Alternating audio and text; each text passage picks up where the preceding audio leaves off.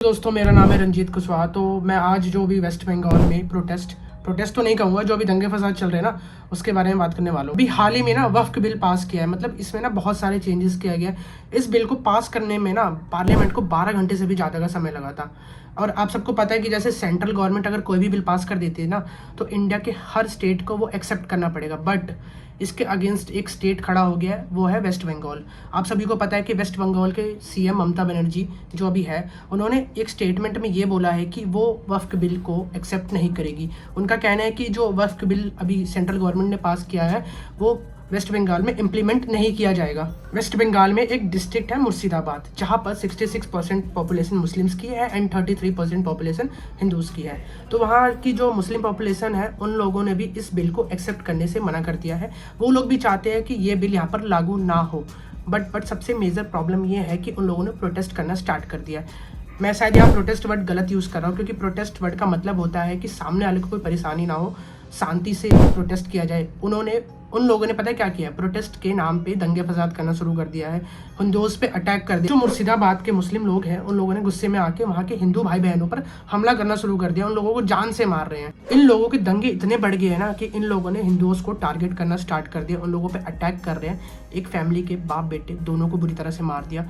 एक फैमिली की मिठाई की दुकान थी, वहाँ पर भी इन्होंने काफ़ी तोड़फोड़ मचा दिया। अब हिंदुस करे तो करे क्या, क्योंकि मुस्लिम पॉपुलेशन काफ़ी ज़्यादा है, तो इसमें हिंदूस कुछ नहीं कर सकती। अब सबसे बड़ी बात यह है ना कि इतने लोग मारे गए, इतने हिंदूस मारे गए, किसी की दुकान जला दी, किसी को जिंदा जला दिया, किसी को बुरी तरह से मार दिया, पर वहाँ की गवर्नमेंट अभी तक कुछ नहीं कर रही। मुर्शिदाबाद डिस्ट्रिक्ट के साइड से गंगा जी बहती है, तो जो बाकी के हिंदूस फैमिलीज़ हैं, उन लोगों ने डर की वजह से अपनी जान बचाने के लिए गंगा जी में बोट के सारे बैठ के दूसरे डिस्ट्रिक्ट में जाके, एक गवर्नमेंट स्कूल है वहाँ जाके रह रहे हैं। अब सबसे बड़ी बात यह है ना कि लोग इतने डर गए हैं कि वहाँ दूसरे डिस्ट्रिक्ट में जाके रिफ्यूजीज बन के रह रहे हैं। अब शर्म की बात यही है ना कि अपने देश में भी कोई सेफ नहीं है। लोग दूसरे देश की बात करते हैं कि यहाँ पर ये हो गया, वहाँ पर वो हो गया। भाई पहले अपना देश देखो, अपना देश संभालो, बाकी दूसरों देश पे ध्यान देना। अब मैं आपको ना थोड़ा सा वक्फ बोर्ड के बारे में बता देता हूँ कि आखिर में वक्फ बोर्ड होता क्या है। तो जितना भी अब तक मैंने बुक्स में पढ़ा है ना, तो ये एक गवर्नमेंट बॉडी है जो मुस्लिम्स के चैरिटेबल या रिलीजियस प्रॉपर्टीज़ को मैनेज करती है। थोड़ा सा ना डिटेल में समझते हैं। देखो, वक्फ का मतलब होता है किसी पर्सन अपनी जैसे लैंड, प्रॉपर्टी या और कुछ भी अपनी गॉड के नाम पे डेडिकेट कर देता है, जिसका यूज़ सिर्फ रिलीजियस और वेलफेयर के लिए हो, जैसे कोई मस्जिद, मदरसा या और भी कोई धार्मिक इंस्टीट्यूशन के लिए यूज़ किया जाए। पर बात अब यहाँ पर यह है ना कि वक्फ बोर्ड इतनी बड़ी कंट्रोवर्सी का मुद्दा कैसे बना। अब मुद्दा यहाँ पर यह है ना कि आखिर में लोगों की ज़मीन वक्फ बोर्ड के अंडर कैसे आ गई। अब कई लोगों की कंप्लेंट ये है ना कि जो सामने वाली कम्युनिटी है, वो आके ये बोलती है कि ये हमारे हिस्टोरिक डॉक्यूमेंट्स है, जो आप जहाँ पर रह रहे हो, ये हमारे वक्फ बोर्ड के अंडर आते हैं। अब तुम सोचो, कल को जैसे मैं ही हूँ, फॉर एन एग्जांपल, मैं यहाँ रह रहा हूँ, मेरे पापा रह रहे हैं, मेरे दादा के टाइम से हम यहाँ रह रहे हैं, ठीक है। जैसे मान लो अब हम बहुत साल हो गए हम यहाँ रहते हुए, कल को कोई मुस्लिम कम्युनिटी या उनके धर्मगुरु आके बोलते हैं, या वक्फ बोर्ड वाले आके बोलते हैं कि ये हमारी प्रॉपर्टी है, ये डॉक्यूमेंट है, आप इसको खाली कर दीजिए। तो सोचो आपको कैसा लगेगा। मतलब तुम इतने सालों से रह रहे हो, तुम्हारे पास प्रॉपर्टी के पेपर्स भी है बाकायदा, तुम गवर्नमेंट के अंडर भी आते हो, सब चीज़ है तुम्हारे पास, और सामने वाली कम्युनिटी आके बोलती है कि हमारी ज़मीन है, इसको खाली कर दो। तो ये तो गलत है ना भाई, ऐसा तो नहीं होना चाहिए। देखो, हर बारी हिंदूज़ को ही क्यों टारगेट किया जाता है। और ये वक्फ बोर्ड ने, ऐसा है तो नहीं है कि पहली बार के, बहुत बार बहुत लोगों के साथ किया ये, तो जो कि ये गलत है। सबसे बड़ी बात ये है ना कि सिर्फ एक ही कम्युनिटी के पास इतनी एक्सक्लूसिव पावर क्यों है। वक्फ बोर्ड तो एक रिलीजियस बॉडी है जो सिर्फ मुस्लिम कम्युनिटी की प्रॉपर्टीज़ को मैनेज करती है। बट कंट्रोवर्सी तब स्टार्ट होती है जब वो सामने वाली दूसरे धर्म को जाके उनको बोलती है कि जो आपकी ज़मीन है वो हमारी है।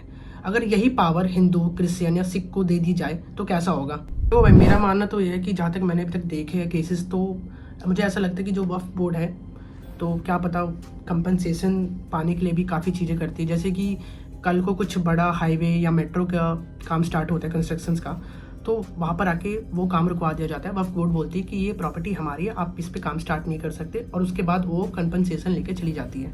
चलिए मैं ना आपको कुछ एग्जांपल्स बताता हूँ कि कैसे वक्फ बोर्ड दूसरों की प्रॉपर्टीज़ को अपने मानने लगा था। मध्य प्रदेश 2023 में एक टेम्पल को लेकर काफ़ी विवाद हुआ था। वक्फ बोर्ड ने जो टेम्पल वाला पूरा एरिया था, वो डिक्लेयर किया कि वो वक्फ बोर्ड के अंडर आता है, वो ज़मीन हमारी है।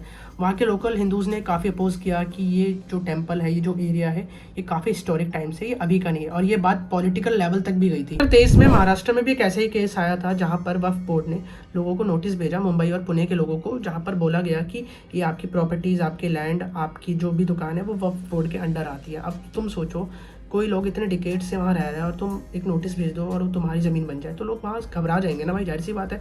बाकायदा उन लोगों के पास प्रॉपर्टी के पेपर भी सब कुछ है, और तुम आ रहे हो इतने सालों बाद, तुम बोल रहे हो कि हमारी पीढ़ी दर पीढ़ी रह चुकी है, ये ज़मीन है हमारी है, हम यहाँ के रहने वाले हैं। भाई ऐसे कैसे हो सकता है?